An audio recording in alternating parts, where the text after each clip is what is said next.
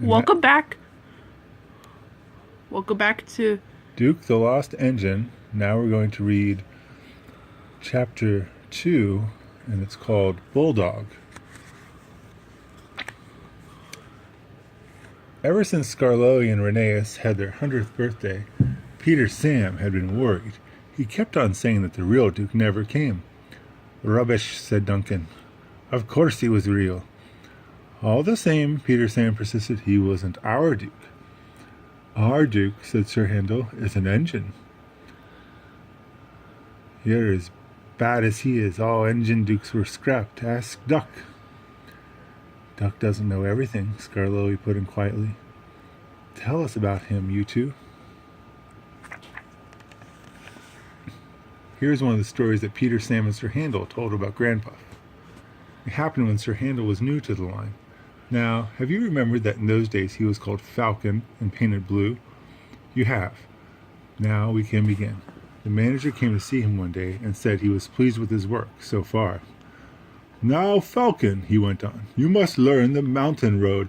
Yes, please, sir, said Falcon, excited. So tomorrow you shall go double-heading on it with Duke. He'll explain everything. Falcon didn't like this. He thought Duke was a fusspot and a regular old fuddy-duddy. Duke's train was one for holiday makers. He called it the picnic. Falcon was ready when Duke arrived. Duke drew forward beside him.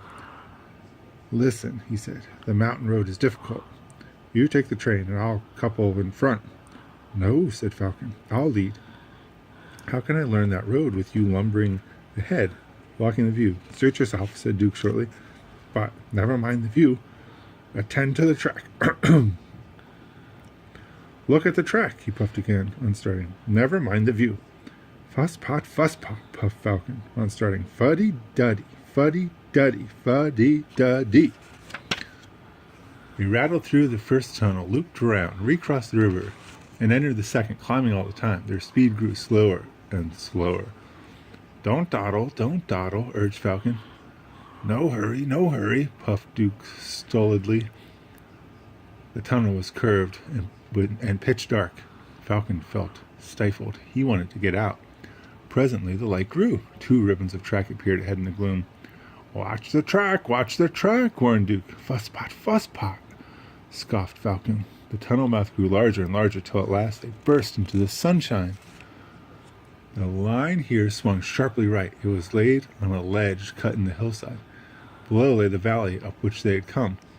Track and buildings looked tiny, like toys. No one quite knows what happened next. Duke said there must have been something on the track, and Falcon didn't get a good lookout. Falcon said he was dazzled, so how could he keep a good lookout? Anyway, the coaches had barely cleared the tunnel when Falcon lurched. His front wheels derailed, crunched over sleepers and ballast. He came to rest with one wheel uncomfortably near the edge. Whoa. I don't think he was paying attention like Duke was telling him to. Duke had saved Falcon. Now he held on grimly with locked wheels and taut couplings. Young idiot, he hissed. Stop it, I can't hold you if you shake. Falcon tried hard to stop shuddering. Quickly, Duke's driver and fireman chalked his wheels and strengthened the coupling between the 2 engines. Thank you, said Duke. Now I'll manage. With Duke secure, the 2 crews, helped by a plate layer, propped up Falcon's front end.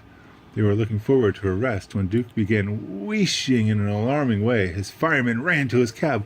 Water! He cried. We want water! Quickly! The plate layer's cottage stood nearby. He explained to his wife, and the passengers borrowed jugs, buckets, kettles, saucepans, anything, in fact, which would hold water.